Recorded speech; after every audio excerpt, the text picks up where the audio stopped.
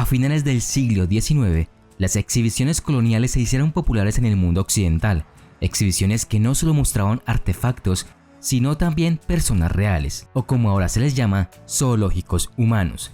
Desde Europa hasta Nueva York, había personas de color que residían en zoológicos y museos como exhibiciones vivientes. Eran africanos, asiáticos e indígenas. Estaban en exhibición vestidos o desnudos, en hábitats naturalistas que pretendían parecerse lo más cerca posible a la tierra natal de cada cautivo. Los espectadores los acariciaban y fotografiaban porque veían a estas personas como animales exóticos. Estas personas se mantuvieron cautivas por tener partes del cuerpo, tamaños o formas consideradas inusuales para el ojo occidental. En Bruselas, en 1897, a instancia del rey Leopoldo II, se creó una sección colonial en Tervuren para ganarse a los inversores y a la población belga y obtener apoyo para el proyecto colonial en el Congo. No menos de 267 congoleños fueron llevados a la fuerza a Bélgica y exhibidos al público como animales en un zoológico. 7 de ellos perdieron la vida.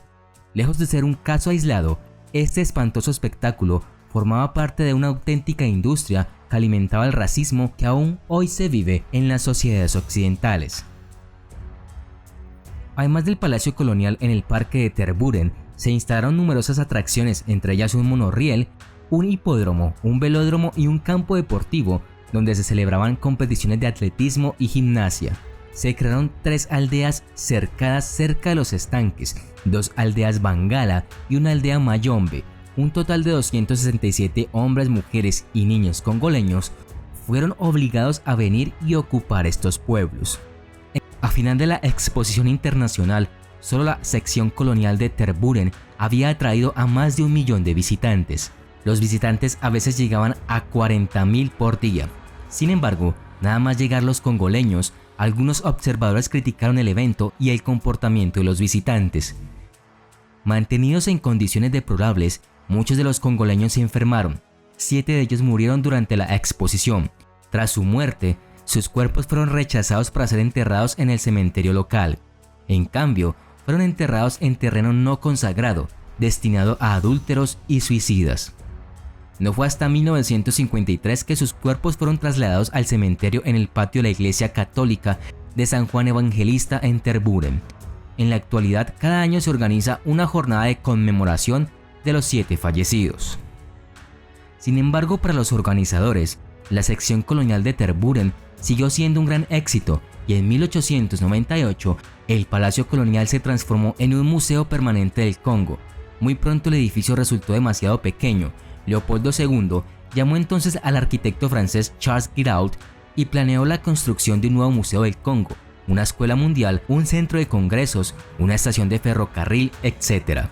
Al final solo se construyó el museo, inaugurado en 1910 por Alberto I, pocos meses después de la muerte de Leopoldo II. Es el edificio actual del Museo Africano.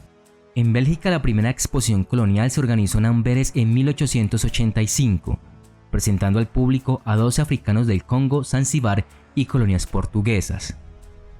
Una de las razones del éxito de estos espectáculos fue que los organizadores los presentaron desde una perspectiva civilizadora. El objetivo era mostrar que Europa tenía el deber de llevar la civilización a estos salvajes. Los zoológicos humanos reforzaron esta idea en la opinión pública al presentar a las personas de piel oscura como inferiores. Occidente quería mostrar su superioridad y pulir su propia imagen.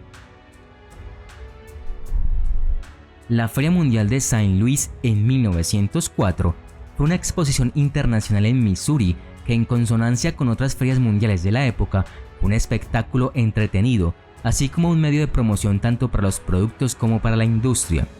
El evento contó con una variedad de exhibiciones, incluida una rueda de la fortuna, un pabellón hecho de maíz y una serie de exhibiciones vivas a escala que incluyen aldeas filipinas recreadas, una iniciativa del gobierno de Estados Unidos en Filipinas.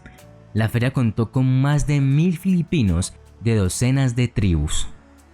Una de las exhibiciones más populares fue la aldea Igorot, un grupo étnico percibido como el menos civilizado de los expuestos. Un éxito de audiencia. Se decía que los ingresos de esta atracción habían superado los de todos los demás pueblos combinados. Esta exposición presentaba a indígenas con ropa mínima y a quienes a menudo se les podía encontrar comiendo perro, mientras la audiencia los vitoreaba. Mientras que comer perro era una curiosidad sensacional para la audiencia occidental, también era una tergiversación. Los Igorot comían perro, pero solo por razones ceremoniales.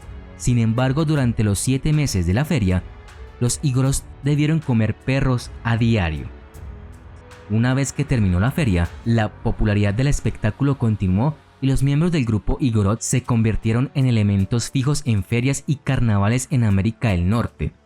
Pero no todos quedaron encantados. Después de las protestas de los filipinos, el gobierno de Estados Unidos en Filipinas prohibió estos espectáculos en 1914. Pero la Feria de San Luis no solo mostró filipinos, también contó con una exhibición de africanos, incluido un hombre congoleño llamado Ota Benga. Después de que terminó la feria, Benga fue llevado a Nueva York para formar parte de una exhibición en el zoológico del Bronx. Aparentemente creía que lo estaban contratando para cuidar al elefante del zoológico. Estaba gravemente equivocado. Promocionado como un pigmeo salvaje, Benga se convirtió rápidamente en un punto culminante del zoológico y se exhibió en una casa de monos. Le limaron los dientes a punta, como era de costumbre en su tribu, y el piso de su jaula estaba lleno de huesos colocados allí por los cuidadores para que pareciera más amenazador. El New York Times anunció la exhibición con el titular "Bosquimano comparte una jaula con los simios del parque del Bronx". Pero un par de días después del reportaje del New York Times, la exposición del joven fue clausurada. Unos años más tarde, Benga fue liberado. Desafortunadamente, 6 años después de su liberación, incapaz de adaptarse a la vida en Estados Unidos, el angustiado hombre se suicidó el 20 de marzo de 1916. Al igual que Ota Benga, Saartjie Baartman también tuvo su exhibición. Baartman era una mujer negra que tenía una condición de salud llamada esteatopigia. La esteatopigia es un desarrollo y acumulación excesivos de grasa en las áreas inferiores del cuerpo, comúnmente en mujeres de ascendencia africana. Debido a los síntomas de Baartman, las características de su cuerpo se exhibieron en Piccadilly Circus de Londres como una atracción para el público. Sus áreas privadas y sus grandes nalgas se consideraban exóticas e inusuales. Clientes adinerados pagaban espectáculos privados en sus casas, donde la tocaban como una mascota. Cuando murió a los 26 años, se hizo un molde de yeso de su cuerpo antes de la autopsia. Su esqueleto, cerebro y genitales se conservaron en jugo y frascos para encurtir. Se exhibieron en el Museo del Hombre de París hasta el año 1974. En el 2002, sus restos fueron retirados y llevados a la provincia oriental del Cabo para ser enterrados. En Bélgica, la última exposición de este tipo se realizó en 1958 en Bruselas. El área de exposición reservada para el Congo era enorme. Bélgica quería promover sus logros y justificar su presencia en el Congo en un momento en que se escuchaban los llamados a la independencia. Más de 600 congoleños llegaron a Bélgica y durante la jornada, 120 de ellos fueron expuestos en los jardines tropicales en Tervuren, lejos de la ciudad y sus tentaciones. El edificio ahora alberga algunas de las bibliotecas, colecciones, laboratorios y oficinas del museo. Pero la presencia de este pueblo y el comportamiento racista y humillante de los visitantes conmocionó y provocó polémica y denuncia especialmente de los estudiantes e intelectuales congoleños residentes en Bélgica. La exposición de 1958 también se cobró una víctima congoleña, el bebé de 8 meses Justet Bonaventure, aunque se desconoce la causa de su muerte. Descansa en el cementerio de Tervuren.